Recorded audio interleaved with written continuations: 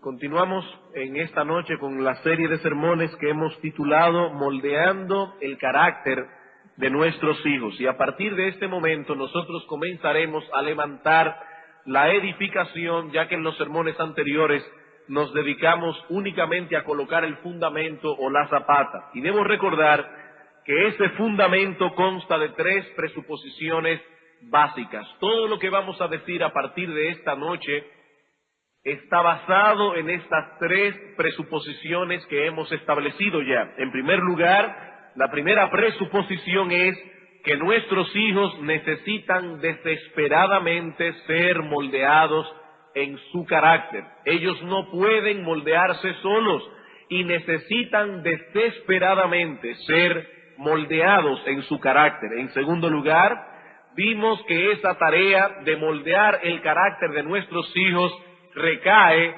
sobre nosotros, no sobre los abuelos, no sobre los amigos de nuestros hijos, mucho menos sobre una niñera.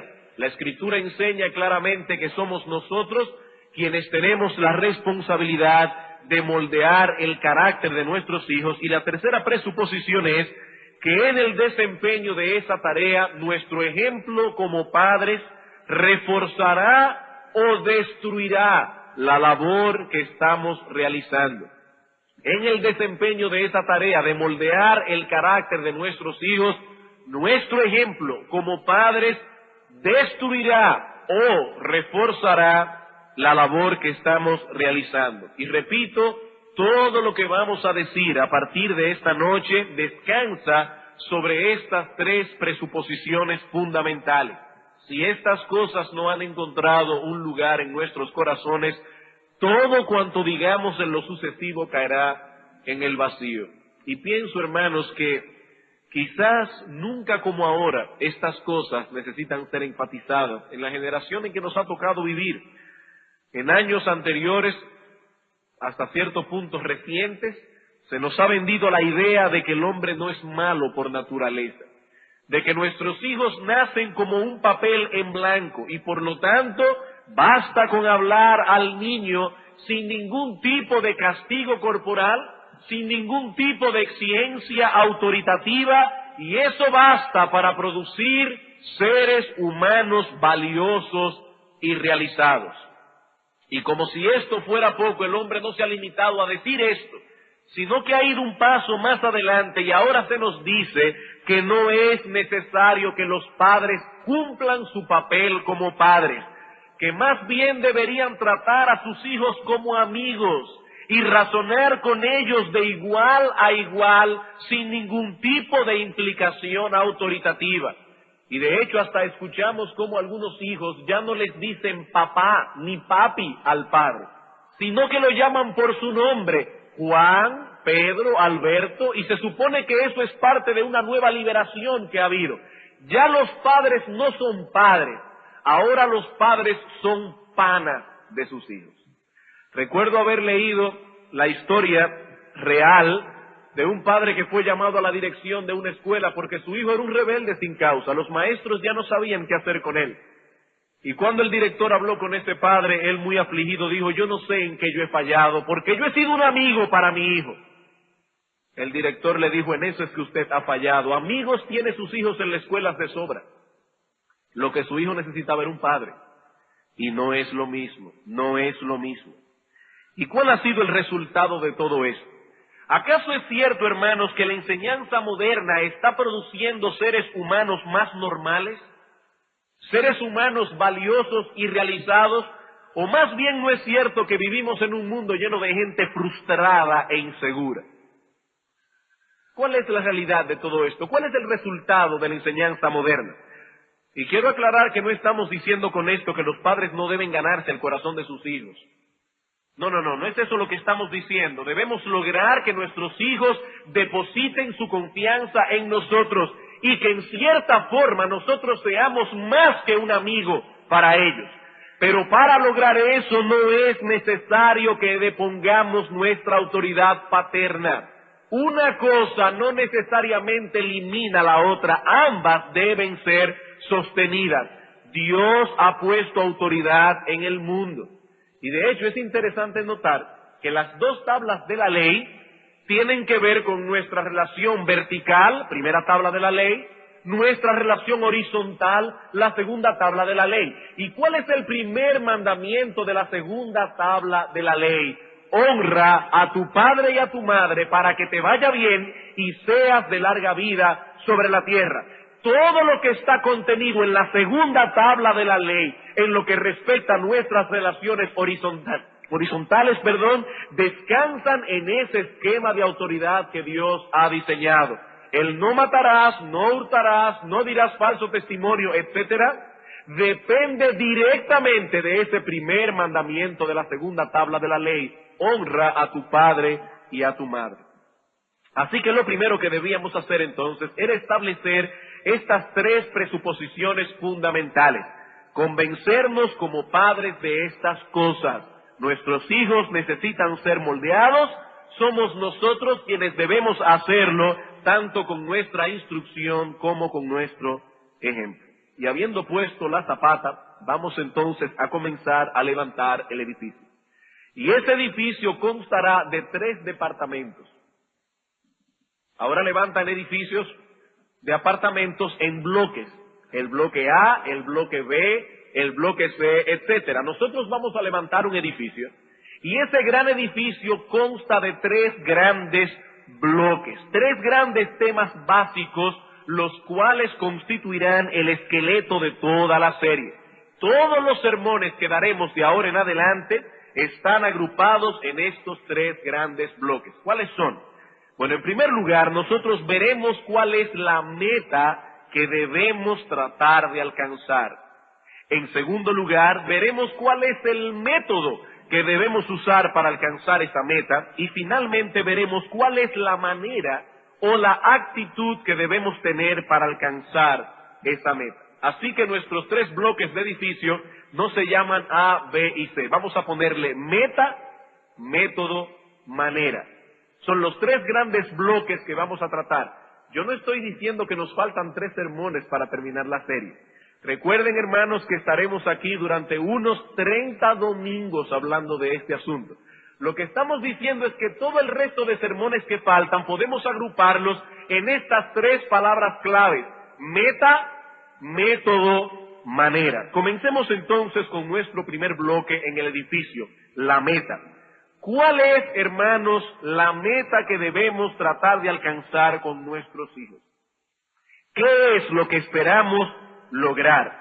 Y si de veras queremos llegar a algún lado con nuestros hijos, debemos responder esta pregunta. Debemos definir claramente hacia dónde nos dirigimos. La persona que se dirige hacia ningún lugar específico puede ser que camine con paso firme y decidido, pero ¿saben a dónde llegará finalmente? A ningún sitio. Él salió hacia ningún sitio. Lo lógico es que luego de haber caminado durante mucho tiempo, llegue a ningún lado. Hermanos, debemos tener metas claras y más aún esas metas deben ser bíblicas. No simplemente debemos tener metas, debemos tener metas bíblicas. Si decimos ser cristianos, debemos sentir la responsabilidad de lograr con nuestros hijos lo que Dios desea de ellos. Hermanos, noten lo que estoy diciendo. Nosotros somos cristianos, decimos servir a Dios. Dios ha puesto nuestros hijos a nuestro cargo. ¿Para qué?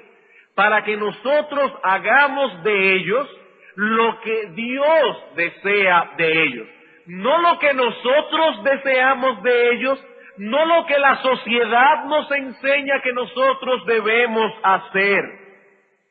Dios ha dicho en su palabra cuál es la meta que debemos tratar de alcanzar. Y si no tenemos metas establecidas, y si esas metas no están delante de nosotros todo el tiempo, si llegamos a algún lugar correcto va a ser por accidente.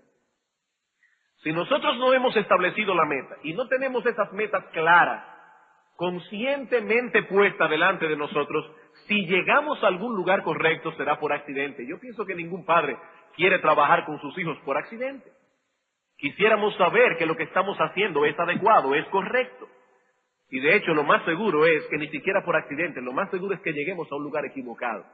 ¿Qué dice el salmista en el Salmo 127, versículo 1? Si Jehová no edificare la casa, en vano trabajan los edificadores. Y el texto hebreo es mucho más fuerte. Si Jehová no es quien edifica la casa, en vano han trabajado los edificadores. Aquí se vislumbra un individuo que luego de haberse pasado la vida edificando un hogar, ahora mira hacia atrás y ¿qué ve? Que ha trabajado en vano. Probablemente se ha movido con paso firme y decidido, pero Jehová no ha edificado la casa. ¿Y cuándo es que Dios edifica una casa? Cuando esa casa está siendo cimentada en los principios bíblicos y en dependencia del Espíritu Santo. Esa es la casa que Dios edifica. Bien, hermanos, ¿cuál es nuestra meta? Ese es el primer bloque que estamos tratando de levantar. ¿Cuál es nuestra meta?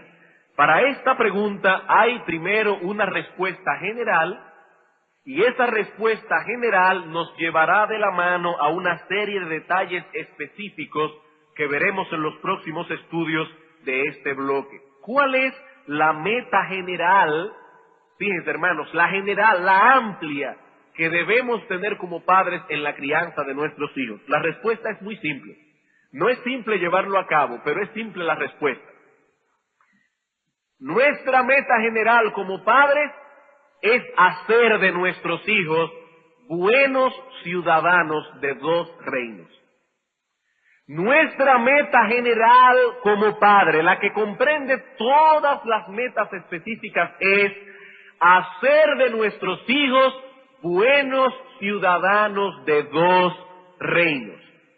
En primer lugar, ellos han de ser buenos ciudadanos de la nación en que les ha tocado vivir. Ellos han nacido en República Dominicana y nosotros debemos tratar de que ellos sean buenos ciudadanos de la nación en que les ha tocado vivir, que sean obedientes a las leyes, que respeten a los gobernantes, que sean ciudadanos útiles, etcétera, etcétera. Pero también ellos deben ser buenos ciudadanos del reino de Dios.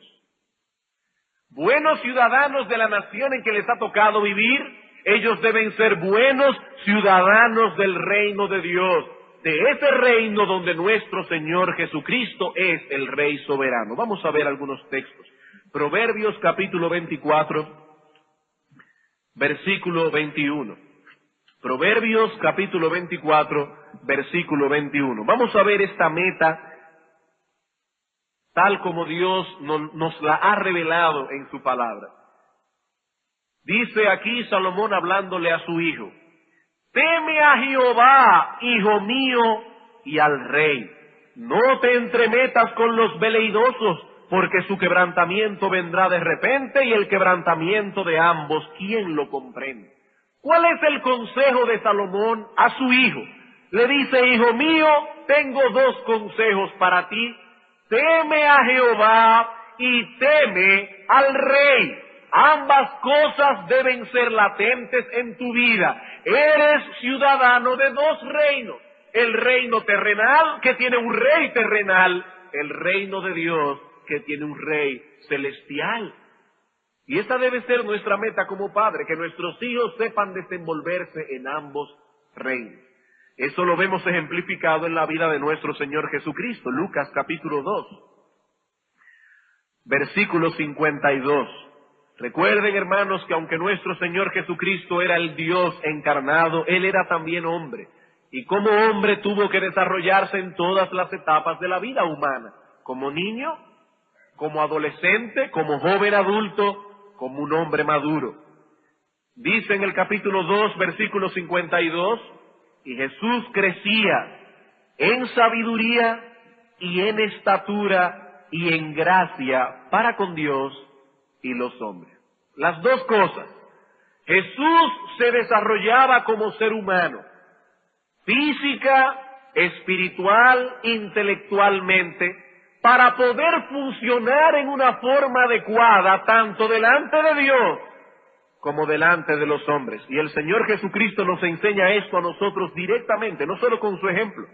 En Mateo capítulo 22, versículo 21, tenemos aquel famoso relato donde los fariseos quieren tenderle una trampa a Cristo y ponerlo en contra del imperio que estaba gobernando Judea en aquel momento, que era el imperio romano. La cabeza del imperio romano era el César.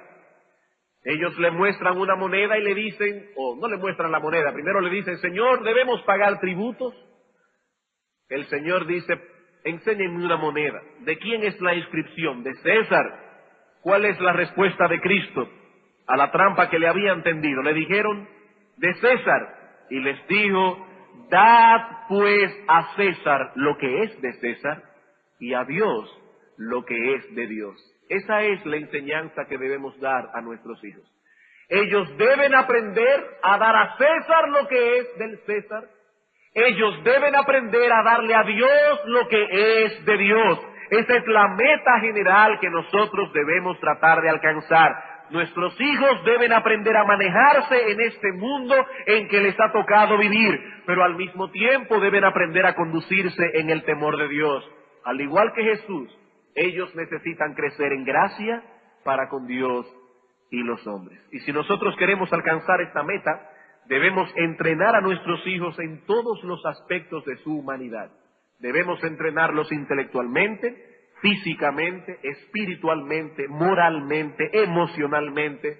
Todas estas cosas son necesarias, pero no olviden la enseñanza de nuestro Señor Jesucristo en Mateo capítulo 6, versículo 33. Buscad primeramente el reino de Dios y su justicia. Debemos entrenarlos físicamente, intelectualmente. Enviamos a nuestros hijos a la escuela porque queremos entrenarlos intelectualmente, pero no olviden que lo espiritual y lo moral está primero.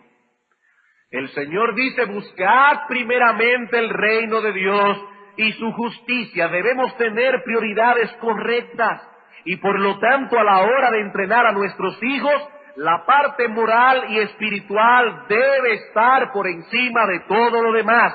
Esa debe ser nuestra prioridad. Hermanos, no se puede ser un buen ciudadano de ninguno de los dos reinos si tenemos un mal corazón y si tenemos un mal carácter. Si de veras queremos tener prioridades en nuestra educación, lo moral y lo espiritual va primero, porque se puede ser un iletrado y aún así ser un buen ciudadano de los dos reinos. Pero no se puede ser un buen ciudadano ni del reino de Dios, ni del de los hombres con un mal corazón y con un mal carácter. Y por lo tanto debemos decidir, hermanos, qué es lo que queremos lograr con nuestros hijos. ¿Qué es más importante para nosotros? ¿Que nuestro hijo consiga mañana una buena posición y un buen trabajo? ¿O que sea un buen hombre y una buena mujer? ¿Qué es lo que queremos lograr con ellos? Aunque yo no estoy diciendo que una cosa necesariamente excluye la otra. Se puede ser un buen hombre y una buena mujer y aún así tener una buena posición y un buen trabajo. Lo que estamos diciendo es que hay prioridades y que el ser un buen hombre o una buena mujer es la prioridad. Para lograr esta meta, ¿qué debemos hacer? Bueno, lo primero que debemos hacer, y es el tema ya que vamos a tratar hoy, todo esto ha sido una pequeña introducción. Si nosotros queremos hacer que nuestros hijos alcancen esa meta y sean unos buenos ciudadanos del reino de Dios y del reino de los hombres, lo primero que debemos hacer es ayudar a nuestros hijos para que pongan el yo en su justo lugar. Lo primero que debemos hacer para alcanzar esa meta es ayudar a nuestros hijos para que pongan el yo en su justo lugar. Hermanos, la verdad es que nuestros hijos nacieron con el yo puesto donde no debe estar. Ellos nacieron así. El yo nació en mal sitio y nosotros debemos ayudarlos a ponerlo en su justo lugar. Por causa de la caída de nuestros primeros padres, el yo pasó a ocupar una posición central en la vida de todo hombre, ocupando de ese modo el lugar que le corresponde a Dios. Nosotros somos egocéntricos, somos egoístas por naturaleza. Nuestro yo está puesto en un lugar equivocado. Por eso ustedes ven cómo nuestros hijos desde que nacen desean llamar la atención sobre ellos. Como si ellos fuesen el centro del universo, como si todo girase en torno a ellos. Y es por tanto nuestra responsabilidad como padre entrenarlos, para que en vez de estar centrados en sí mismos, aprendan, oigan el qué, porque la sociedad moderna, el humanismo moderno nos dice, eso es cierto, el hombre no debe estar centrado en sí mismo, debe estar centrado en los demás. Tampoco eso es correcto. Tampoco eso es correcto. Nuestra responsabilidad es entrenar a nuestros hijos para que en vez de tener una vida centrada en sí mismo o una vida centrada en los demás, aprendan a tener una vida centrada en Dios. Eso es lo que enseña la Escritura. No es una vida antropocéntrica, es una vida teocéntrica. Debemos enseñarles que el centro de la vida no son ellos mismos. Solo Dios puede ocupar ese lugar que le corresponde por derecho de deidad y por derecho de creación. Dios es Dios. Él nos ha creado y por lo tanto solo Él, por derecho de creación y por quien Él es, puede ocupar el centro de nuestra existencia. La pregunta es, ¿y qué debemos hacer para que nuestros hijos tengan un saludable entendimiento de sí mismos? Que es el tema que vamos a tratar en el día de hoy. Nuestro tema es cultivando un saludable entendimiento de sí mismos. ¿Qué debemos hacer para que nuestros hijos lleguen y alcancen ese saludable entendimiento personal? Debemos hacer tres cosas. En primer lugar, hermanos, nuestros hijos necesitan una correcta imagen de sí mismos. En segundo lugar, necesitan una correcta evaluación de sí mismos. Y en tercer lugar, necesitan la habilidad de expresarse apropiadamente ellos mismos. Tres cosas. Primero, ellos necesitan poseer una imagen correcta de sí mismos. Pero antes de pasar a explicar este asunto, debemos definir algunas cosas, porque algunos psicólogos modernos, entre ellos algunos que se autodenominan cristianos, han manipulado estos términos y los han desvirtuado terriblemente. El mercado está saturado de libros que nos dicen que nuestros hijos necesitan desesperadamente acrecentar su autoestima. Me imagino que todos ustedes alguna vez se han topado con esta idea. Nuestros hijos necesitan acrecentar su autoestima. Necesitan saber que son infinitamente valiosos y deben cultivar un fuerte sentido de amor por sí mismos. Hermanos, estamos diciendo todo lo contrario. Estamos diciendo que nuestros hijos nacen con una sobreestima de sí mismos. Pero estos psicólogos modernos, entre ellos penosamente algunos que se autodenominan cristianos, y entre ellos no me avergüenzo porque pienso que es una labor pastoral instruirlos y cuidarlos, hermanos, entre ellos tenemos los libros de Narramur. Cuidado con esos libros, hermanos, cuidado con esos libros, porque no presentan una doctrina teocéntrica, sino una doctrina antropocéntrica. Y el texto favorito de los que apoyan esta enseñanza es Mateo capítulo 22, versículo 37 al 39. Es cierto, hermano, que nuestros hijos necesitan acrecentar su autoestima. Vamos a verlo por la Escritura. El Señor Jesucristo, respondiendo a un intérprete de la ley, le dice, él le preguntó, Señor, ¿cuál es el gran mandamiento en la ley? Jesús le dijo, amarás al Señor tu Dios con todo tu corazón, y con toda tu alma, y con toda tu mente. Y Marcos añade, con todas tus fuerzas. Este es el primero y grande mandamiento. Y el segundo es semejante, amarás a tu prójimo como a ti mismo. Ahí es que viene el problema. Algunos interpretan este texto diciendo que solo podremos amar a Dios si amamos apropiadamente a nuestro prójimo. Y que solo podremos amar apropiadamente a nuestro prójimo si nos amamos adecuadamente a nosotros mismos. Un autor cristiano muy conocido, no en nuestro medio, pero sí en los Estados Unidos, dice lo siguiente al respecto. Amor por nosotros mismos es entonces un prerequisito y el criterio mismo de nuestro trato para con nuestro prójimo. Si no nos amamos a nosotros mismos, no podremos amar a otros. No podrás amar a tu prójimo, ni tampoco amar a Dios, a menos que primero no te ames a ti mismo.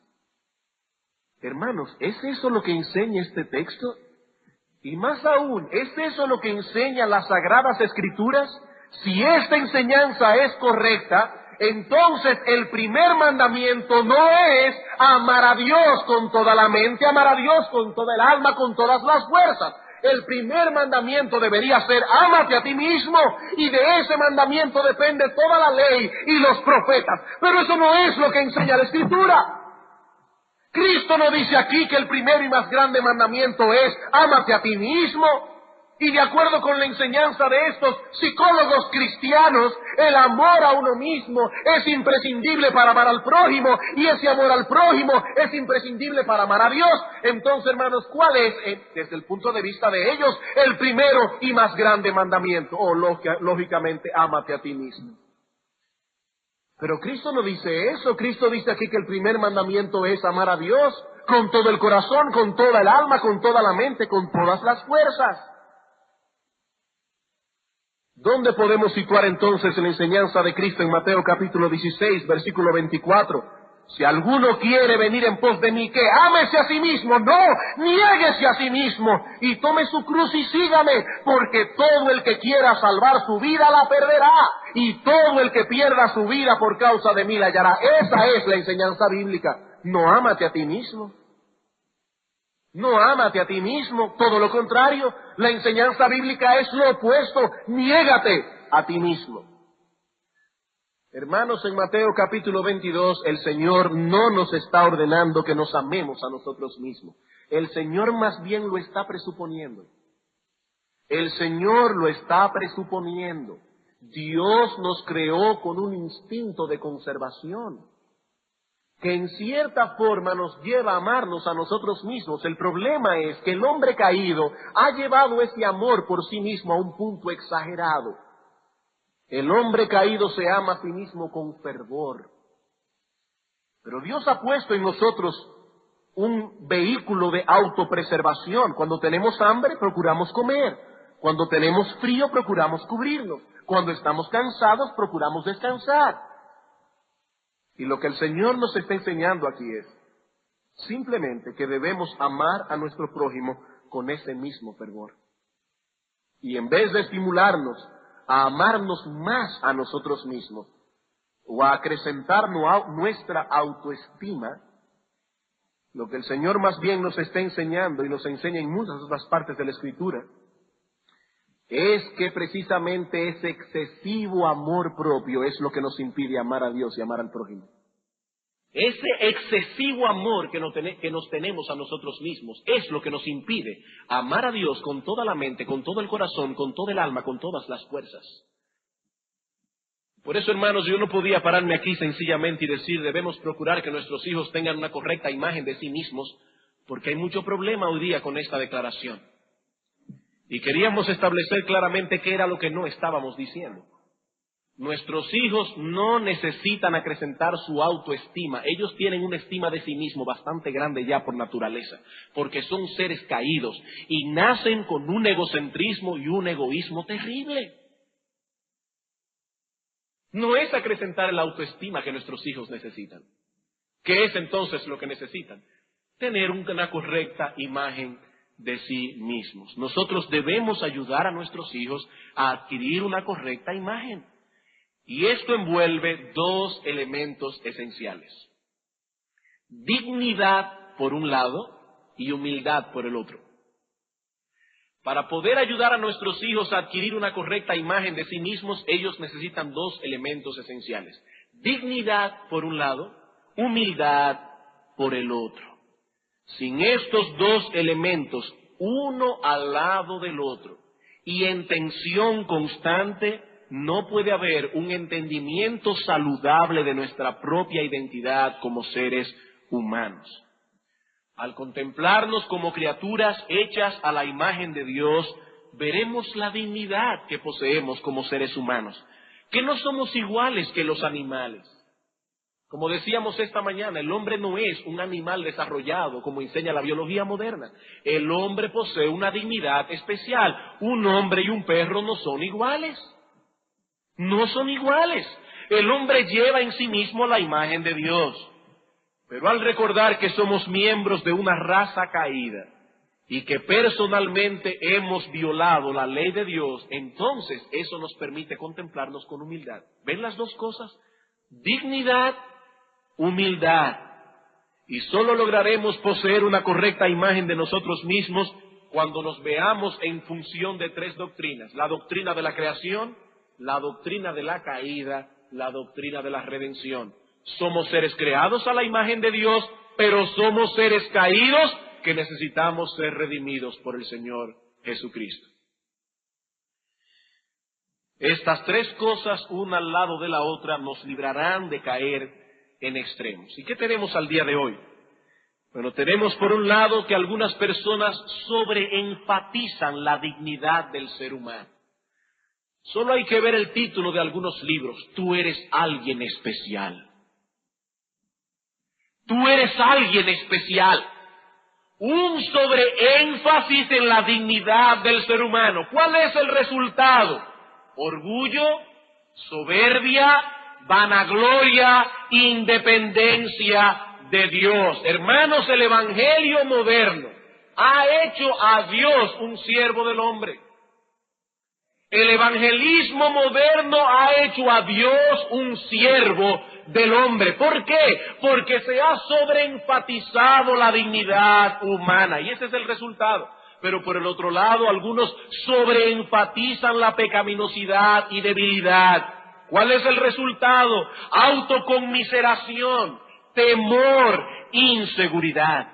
Hermanos, nuestros hijos tienen que entender que ellos tienen dignidad por cuanto fueron creados a la imagen de Dios, pero también deben entender que son miembros de una raza caída, y eso los ayudará a tener su corazón puestos en su justo lugar. Y noten que estamos viendo a la Escritura para hablar de la dignidad del hombre. ¿Por qué el hombre es digno y diferente a los animales?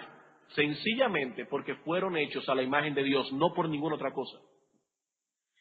No por ninguna otra cosa. Y es penoso ver cómo al día de hoy los hombres, incluyendo a veces muchos cristianos, valoran y dignifican a los seres humanos por otras razones. Un autor cristiano a quien no quiero citar porque no lo recomiendo totalmente, pero pienso que este autor ha dado en el clavo. Un autor cristiano dice: ¿cuáles son esas cosas erróneas que se toman en cuenta hoy para valorar y dignificar al hombre? Él menciona tres, yo voy a añadir una cuarta. Una es la inteligencia. La inteligencia. Los hombres al día de hoy son valorados de acuerdo a su nivel intelectual. Si es muy inteligente, el individuo es buscado. Si el individuo tiene una inteligencia promedio, bueno, él está en el montón. Y si salió bruto, eso es una maldición. La inteligencia. El segundo aspecto que se sobreenfatiza hoy es la belleza física. La belleza física, y eso más que la inteligencia. La belleza física es un ídolo. Es un arma que se le enseña a las niñas, sobre todo, a usarla desde que están pequeñas. Si nació bella, eso es ya una profesión en sí misma.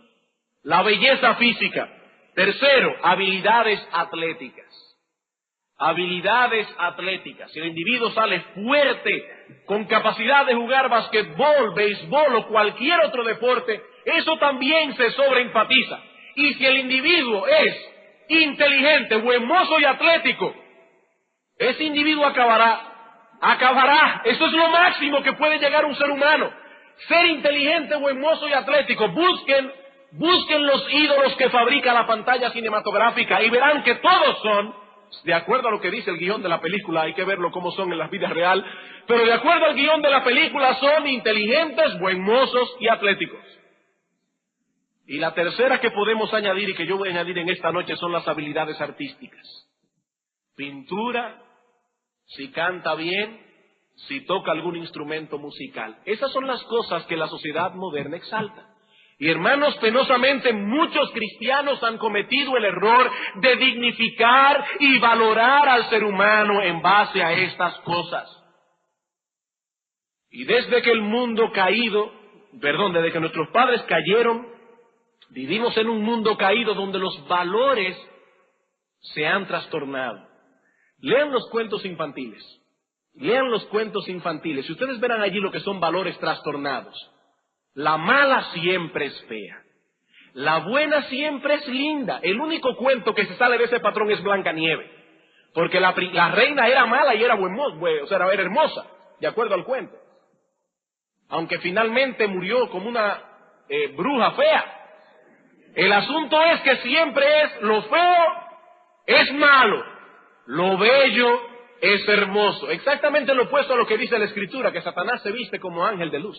Y hermanos, quiero dar una advertencia aquí con respecto a nuestros hijos y los cuentos infantiles. Nosotros no debemos de ninguna manera abstraer a nuestros hijos de los cuentos infantiles, pero nunca dejen que ellos examinen esos cuentos sin vuestro criterio al lado, porque no son cuentos inocuos. Muchos de ellos son inicuos.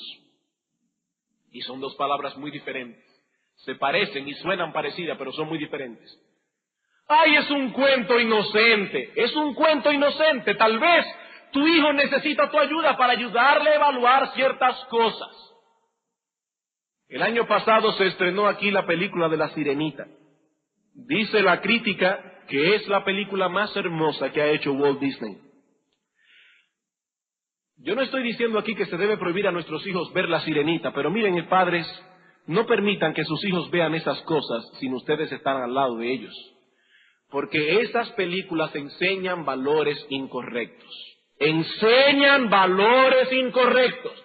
Muy hermosa la música, muy hermosa la película, muy bien hecha, pero el valor que se enseña detrás es inadecuado.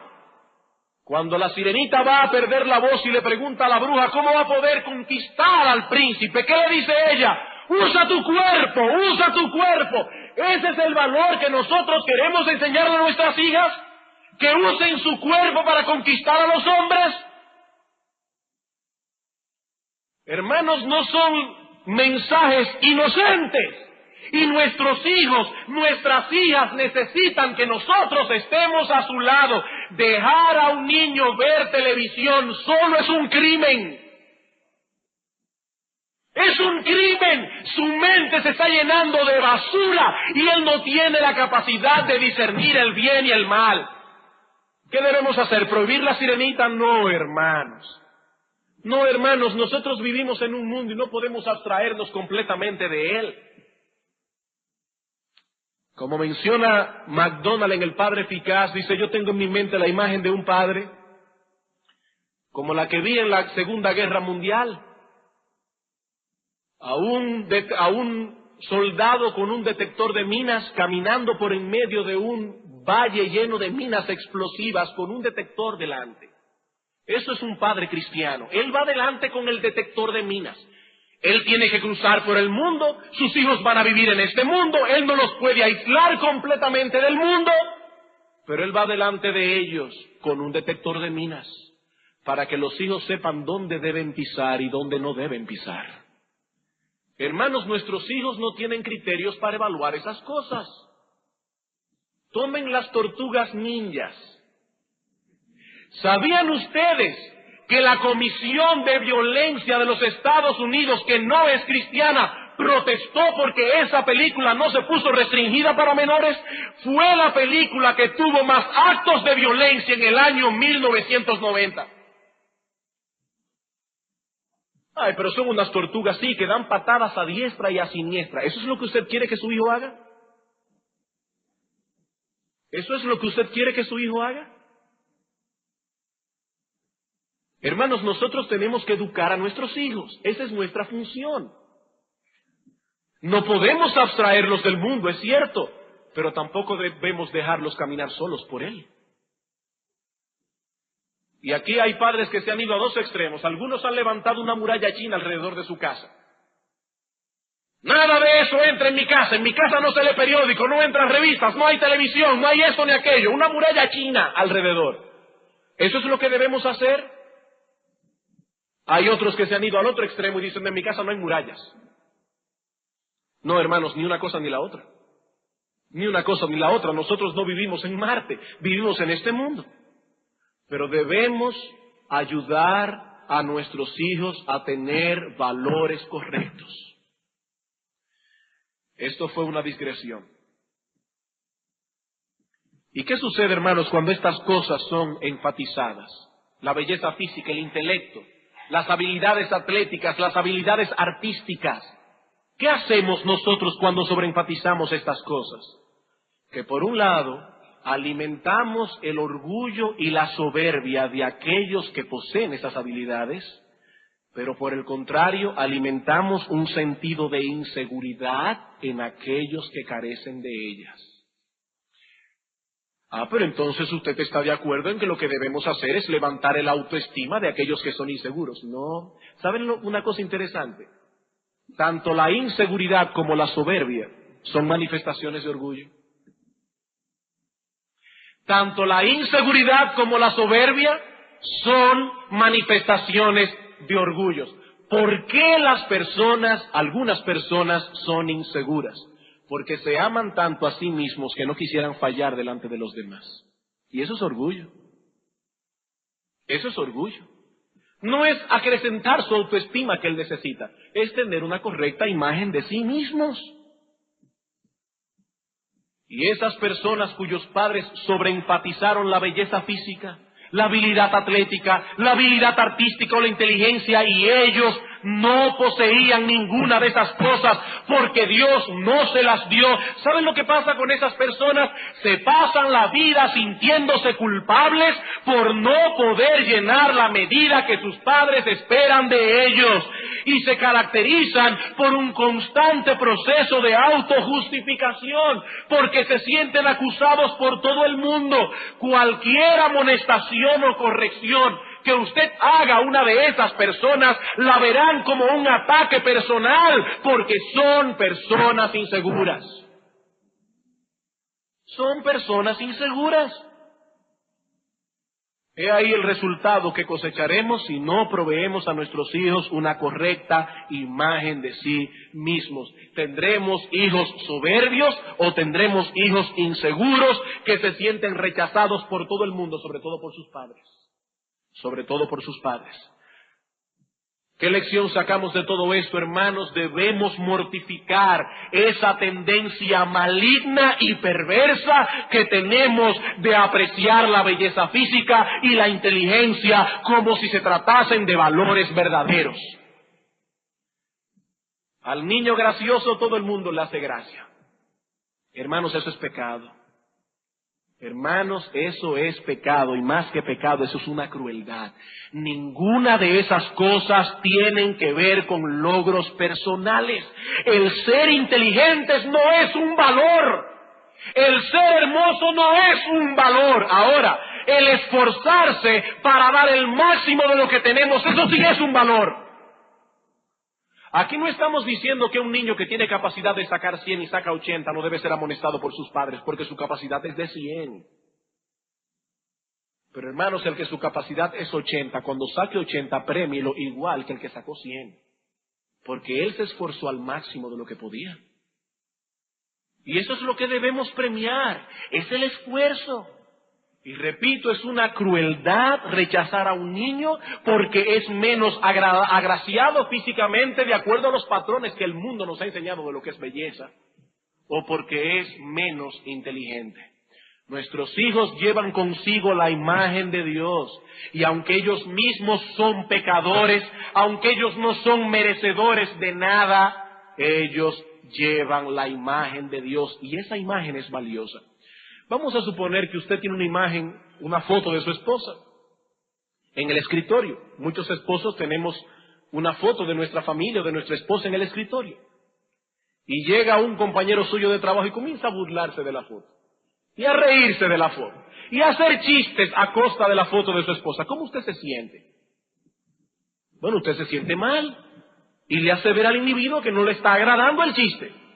Y él dice, pero ¿por qué te molestas? Me estoy burlando simplemente de un pedazo de papel que no cuesta ni 50 centavos. ¿Qué usted le responde? Bueno, sí es cierto. El papel no cuesta ni 50 centavos, pero la imagen que está ahí es la imagen de mi esposa. Hermanos, nosotros somos miembros de una raza caída, eso es verdad, y lo que merecemos es el infierno. Pero aún así llevamos con nosotros la imagen de Dios. No valemos nada por nosotros mismos. Eso es verdad. Pero hermanos, aún así llevamos con nosotros la imagen de Dios. Y Dios toma a título personal cualquier afrenta que se hace contra su imagen. Hechos capítulo 9. Versículo 3 al 6. Todo lo que se mueve y vive os será para mantenimiento, así como las legumbres y plantas verdes os lo he dado todo. Pero carne con su vida, que es su sangre, no comeréis, porque ciertamente demandaré la sangre de vuestras vidas. De mano de todo animal la demandaré, y de mano de todo hombre. De mano del varón su hermano demandaré la vida del hombre. El Señor dice aquí, todo lo que se mueve y vive os será para mantenimiento. Podemos comer carne porque Dios lo dice en su palabra. Lo que no podemos es comer carne con su sangre. Estoy en Génesis 9:3. Génesis, ¿qué texto yo dije? Por eso veía la cara de todos como con un signo de interrogante. En Hechos 9:3 el Señor dice que todo lo que se mueve, Génesis 9:3, todo lo que se mueve y vive nos será para mantenimiento. Lo que no podemos es comer carne con su sangre. Sin embargo, o sea que podemos matar a los animales para comerlos. Pero el que derramare sangre de hombre, por el hombre su sangre será derramada, porque a imagen de Dios es hecho el hombre. Dios toma eso a título personal, porque su imagen ha sido plasmada en ese hombre, aún en ese hombre caído. Santiago capítulo 3, ese gran capítulo que habla de la lengua y de cómo debemos controlarla. Dicen los versículos 9 al 10 que con esa lengua bendecimos al Dios y Padre, y con ella maldecimos a los hombres que están hechos a la semejanza de Dios. De una misma boca proceden bendición y maldición. Hermanos míos, esto no debe ser así. Dios plasmó en nuestros hijos su imagen. Y aunque ellos mismos no son merecedores de nada, esa imagen divina ha sido puesta en ellos y por lo tanto debe ser respetada. Eso es lo que concede al hombre superioridad por encima de los animales. Es allí donde radica la dignidad del ser humano. Y si su hijo no salió agraciado, Dios no le dio mucha inteligencia, la imagen de Dios está en él. Y eso lo hace un ser humano digno. Digno. ¿Qué es entonces lo primero que debemos dar a nuestros hijos? Una correcta imagen de sí mismos. En segundo lugar, necesitan una correcta evaluación de sí mismos. Necesitan tener una correcta evaluación de sí mismos. Dios ha repartido a todos soberanamente algunas habilidades y algunas características físicas y mentales. Y es importante que nuestros hijos posean una correcta evaluación de sí mismos. Hay algunos padres que se preguntan, ¿y qué hago si mi hijo es hermoso? De verdad, no soy yo que lo digo. Las personas me dicen que mi hija es hermosa y yo quiero prepararla para cuando ella sea grande las personas no abusen de su belleza. Ella va a tener que enfrentar probablemente la envidia de algunas hermanas y mujeres. ¿Qué debemos hacer? Mi hijo es inteligente, ¿qué debo hacer? Nació con habilidades artísticas, son obvias que la tiene. Nació con habilidades atléticas, ¿qué debo hacer? O también puede haber un caso de un padre que diga todo lo contrario, mi hijo no posee esas cualidades. De acuerdo a los estándares de belleza de la sociedad en que nos movemos, mi hijo no es hermoso. O no posee habilidades atléticas ni artísticas. ¿Qué debo hacer? La respuesta es encarar este asunto con honestidad encarar este asunto con honestidad. Nunca le mienta a su hijo o a su hija, porque Dios no ha de bendecir una mentira.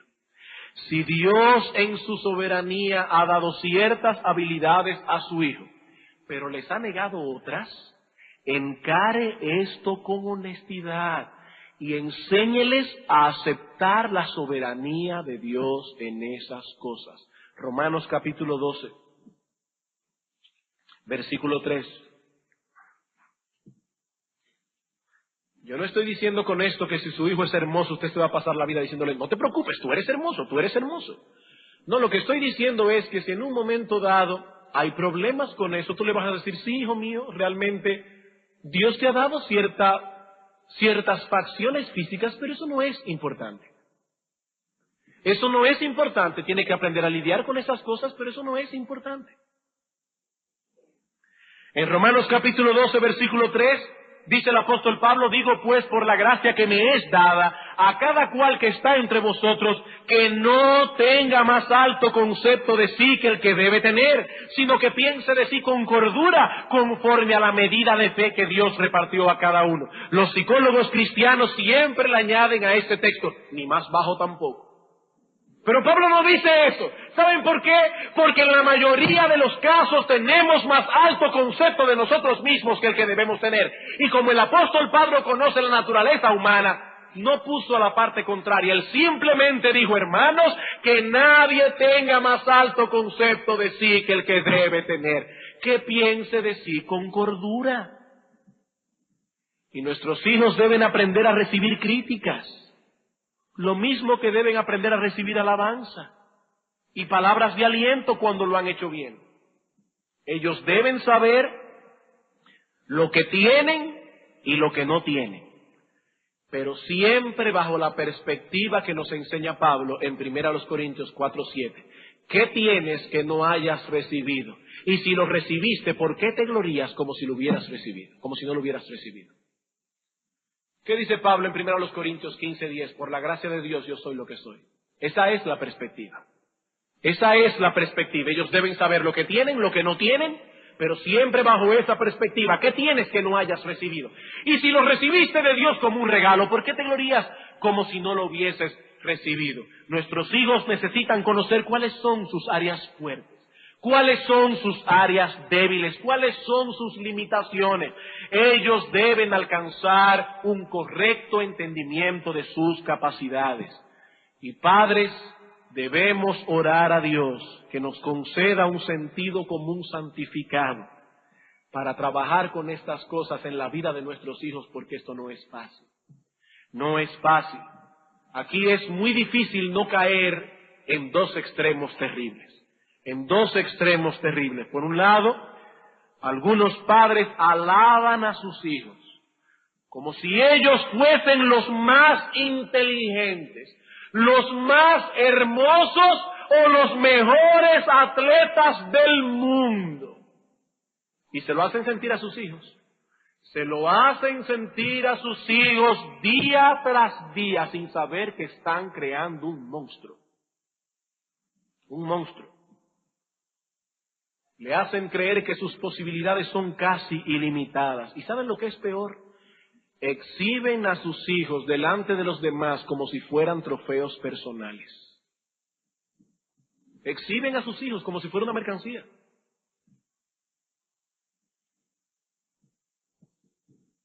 Yo no sé si a ustedes les ha pasado eso, pero yo personalmente pienso que pocas situaciones pueden ser más engorrosas que las de encontrarnos con personas que se alaban a sí mismos y alaban a sus hijos con una facilidad pasmosa.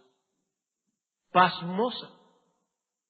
Nos hablan de sus logros y de sus habilidades con una facilidad enorme. ¿Sabe lo que dice la Escritura? Alábete el extraño y no tu propia boca. Los labios ajenos y no los labios tuyos. Eso es lo que enseña la Escritura. Pero por el otro lado está el otro extremo. Hay algunos padres que hacen sentir a sus hijos que no sirven para nada. Que no sirven para nada. Que por más que se esfuercen y por más que se esfuercen, nunca podrán hacerlo bien. Nunca podrán llenar la medida que sus padres esperan de él. ¿Saben lo que eso hace? Matarle la autoestima, no, matarle su sentido de esperanza. Ese niño dice, yo sé que yo nunca voy a poder hacerlo bien. Por más que me esfuerce, nunca podré hacerlo bien. Qué terrible es cuando un padre le dice a sus hijos, tú nunca haces nada bien. Siempre haces las cosas mal. Hermano, tú le estás destruyendo a tu hijo el sentido de esperanza. El sentido de esperanza. Y él va a llegar a la convicción de que él nunca podrá agradarte, nunca podrá llenar la medida de lo que tú esperas de él, y entonces tomará por el camino de hacer todas las cosas mal y a propósito para llamar la atención. Porque no te olvides, él tiene una alta estima de sí mismo. Y si no puede descollar como bueno, lo hará como malo. No es que su autoestima fue rebajada, no. Fue que su autoestima fue provocada. Si él no puede descollar como bueno, olvídese, descollará como malo. Pero llamará la atención. Llamará la atención. Finalmente, hermanos, nuestros hijos necesitan adquirir la habilidad de expresarse apropiadamente a sí mismos. Nuestros hijos necesitan la habilidad de expresarse apropiadamente a sí mismos. ¿Qué queremos decir con esto? Que debemos de enseñar a nuestros hijos varones a expresar apropiadamente su masculinidad. Debemos enseñar a nuestras hijas a expresar apropiadamente su femineidad. Lo que no podemos permitir es que manifiesten ambos sexos al mismo tiempo. La Biblia dice claramente, portaos varonilmente y esforzaos. Nuestros hijos varones tienen que aprender a expresar apropiadamente su masculinidad. Nuestras hijas deben aprender a manifestar su femineidad. La Escritura nos enseña que estos sexos son distintos. Y si queremos que nuestros hijos y nuestras hijas adquieran un saludable conocimiento de sí mismos, nuestros hijos deben saber que son varones, nuestras hijas deben saber que son hembras. La palabra hebrea que expresa masculinidad significa fuerza. La palabra hebrea que expresa femineidad significa suavidad. Dios no creó a los hombres y a las mujeres iguales. Los creó con la misma dignidad, con las mismas capacidades intelectuales, espirituales, morales, pero no son iguales. No son iguales. Vamos a comenzar con los varones. ¿Cuáles son esas cosas que debemos enseñar a nuestros hijos varones para que aprendan a expresar su masculinidad? Y debo recordar que estamos aquí simplemente sentando las metas. No tenemos el tiempo para decir cómo vamos a hacer todas estas cosas, aunque al final vamos a dar una pequeña aplicación. Solamente vamos a citar cuál es la meta que debemos tratar de alcanzar. En primer lugar, nuestros hijos varones deben aprender a manejar la autoridad, porque ellos mismos estarán luego en autoridad. Desde pequeños, ellos deben aprender a ejercer autoridad. Ellos necesitan primero a saber lo que es estar bajo autoridad. Nadie que está sin autoridad puede mañana ser autoridad. Por lo tanto, si queremos que nuestros hijos aprendan a expresar autoridad, lo primero que debemos hacer es ponerlos bajo autoridad. Enseñarles también a ser firmes, decididos, enseñarles a tomar iniciativa, porque todo eso está envuelto en la ejecución de la autoridad. Yo no estoy diciendo con esto que a su hijo de 3 años tú le digas para que tenga iniciativa, ¿qué tú quieres comer hoy? Hay cosas que nuestros hijos no pueden decidir y necesitamos sentido común para saber cuándo vamos a comenzar a ponerles ciertas opciones por delante, cuando tengan cierta edad. Mi amor, podemos hacer esto o esto. ¿Cuál de las dos tú prefieres? Enseñarles a tomar decisiones. Es penoso ver un adulto que no sabe lo que va a hacer con su vida. Nuestros hijos varones van a tener mañana una esposa, van a tener hijos, y ellos tienen que saber manejar la autoridad. Pero al mismo tiempo, en segundo lugar, necesitan aprender a ser gentiles. La gentileza es tanto una característica de la masculinidad como lo es la firmeza de carácter. Y un hombre que posea fortaleza de carácter y determinación, pero que al mismo tiempo carezca de gentileza, probablemente tendrá una fuerte tendencia a la crueldad y a la rudeza, a abusar de su autoridad.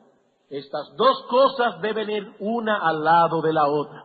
Cuando un hombre posee firmeza, fortaleza de carácter, decisión, pero carece de gentileza, lo más seguro generará temor en su esposa y en sus hijos.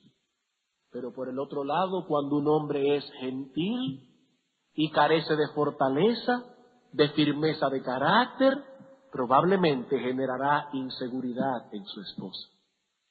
Es una combinación de las dos cosas que se necesitan en un hombre. Por otro lado, también debemos enseñar a nuestros hijos varones a ser serviciales.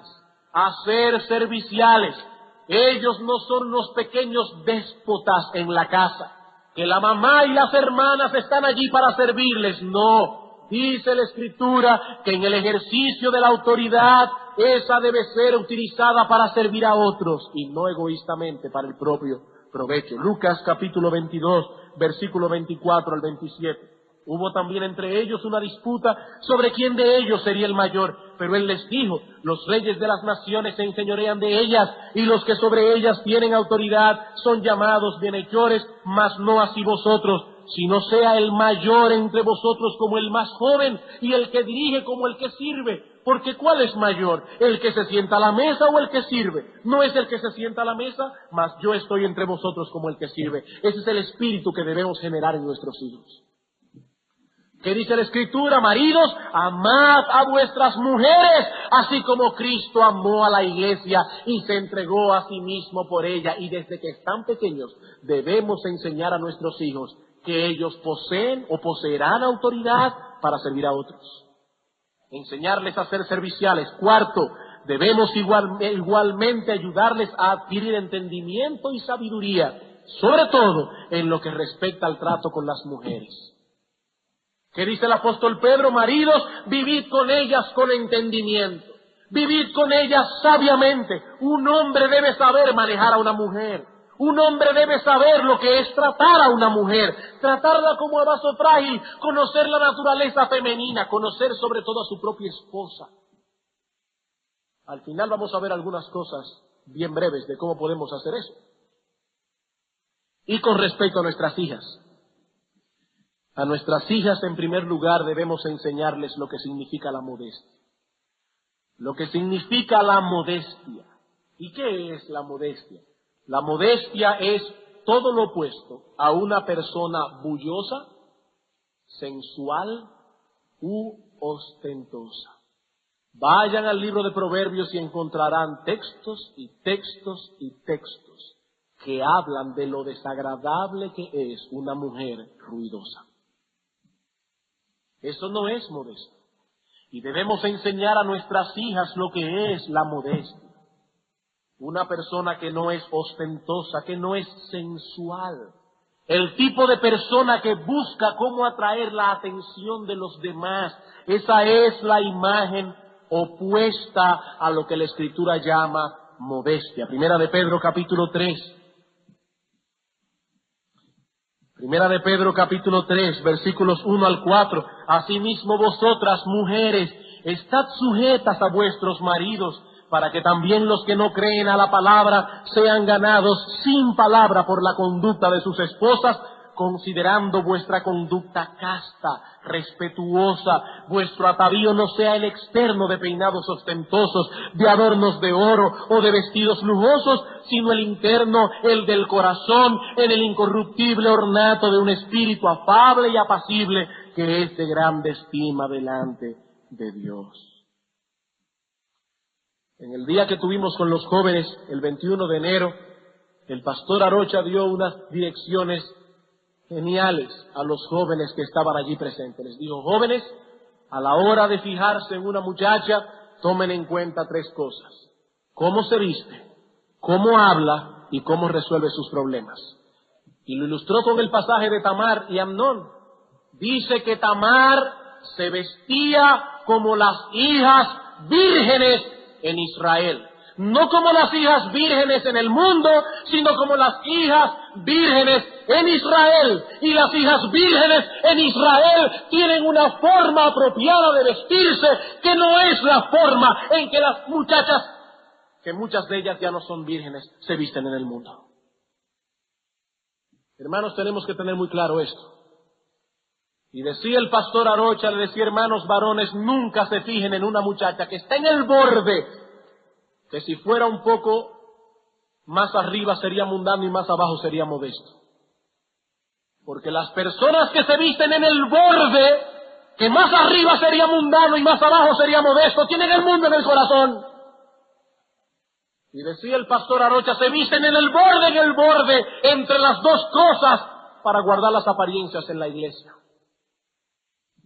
Jóvenes, fíjense siempre en eso, cómo habla, cómo visten y cómo resuelven sus problemas, porque eso les va a decir a ustedes lo que es una mujer modesta. Modestia, hermanos, tenemos que enseñar a nuestras hijas a ser modestas. Modestia, a no ser bullosas, a no ser sensuales, a no querer atraer a los hombres con su cuerpo. En segundo lugar, debemos enseñarles a ser industriosas y capaces.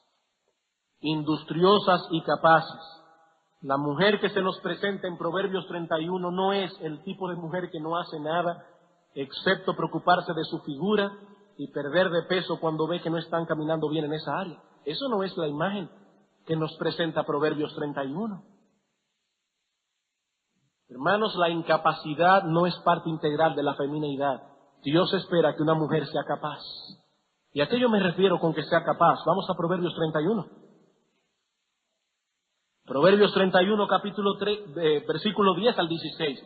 Mujer virtuosa, ¿quién la hallará? Porque su estima sobrepasa largamente a la de las piedras preciosas. El corazón de su marido está en ella confiado y no carecerá de ganancias. Le da a ella bien y no mal todos los días de su vida. Busca lana y lino y con voluntad trabaja con sus manos. Es como nave de mercader, trae su pan de lejos. Se levanta aún de noche y da comida a su familia y raciona a sus criadas. Oigan esto, considera la heredad y la compra y planta viña del fruto de sus manos. Es una mujer capaz, es una mujer laboriosa, es una mujer que sabe pensar. Dios le ha dado inteligencia a la mujer, igual que al hombre. Y a veces tienen más sagacidad que los mismos hombres. Y nosotros debemos enseñar a nuestras hijas a cultivar esa inteligencia. Enseñarlas a leer, a tener buenos hábitos de lectura, y cuando sean adolescentes y ya manejen cierto dinero, debemos enseñar a nuestras hijas a ir poniendo en orden su librero lo mismo que su ropero. Enseñarles a estudiar, a profundizar. Y por último, debemos enseñar a nuestras hijas a tener una lengua misericordiosa y bondadosa. ¿Qué dice Proverbios 31, 26? Abre su boca con sabiduría y la ley de clemencia está en su lengua. Debemos enseñar a nuestras hijas a ser francas, directas, pero al mismo tiempo con tacto. Que sean francas y directas, pero al mismo tiempo que tengan tacto, una lengua bondadosa, misericordiosa. Esto es lo opuesto a ser chismosas, irónicas y manipuladoras. Chismosas, irónicas y manipuladoras. ¿Cuál es nuestra meta? Llevar a nuestras hijas a ser mujeres francas, pero bondadosas. Y ese balance no es fácil de lograr, pero esa es la meta. Hermanos, gracias por la paciencia que han tenido. No es mi costumbre irme más allá de 1 hora, pero ya denme 2 minutos para concluir. En todo este asunto que hemos hablado hoy, el ejemplo del padre y de la madre es vital. ¿Cómo vamos a lograr esto? ¿Cómo vamos a lograrlo? Nuestros hijos varones llegarán a ser el tipo de hombre que la Escritura describe como un verdadero hombre, contemplando cómo el padre hace las cosas. Cómo toma decisiones, cómo trata a su esposa, cómo maneja la economía del hogar. Nuestras hijas llegarán a ser mujeres virtuosas en gran parte, contemplando el ejemplo de una madre que sabe lo que es modestia en el vestir, que sabe lo que es modestia en el hablar, una mujer que sabe estar bajo autoridad, una mujer reconocida entre todos los que la conocen, porque tiene un espíritu afable y apacible, que es de grande estima delante de Dios. Hermanos, no existe ninguna fórmula mágica para lograr todas estas cosas. Recuerden, nosotros somos la primera escuela a la que nuestros hijos asisten. Y ellos aprenderán a poner el yo en su justo lugar, primariamente, no únicamente, pero primariamente, viendo cómo sus padres lo hacen. Que Dios nos ayude a darle a nuestros hijos una correcta imagen de sí mismos, a que posean una correcta evaluación de sí mismos, a que aprendan a expresarse apropiadamente. Vamos a orar.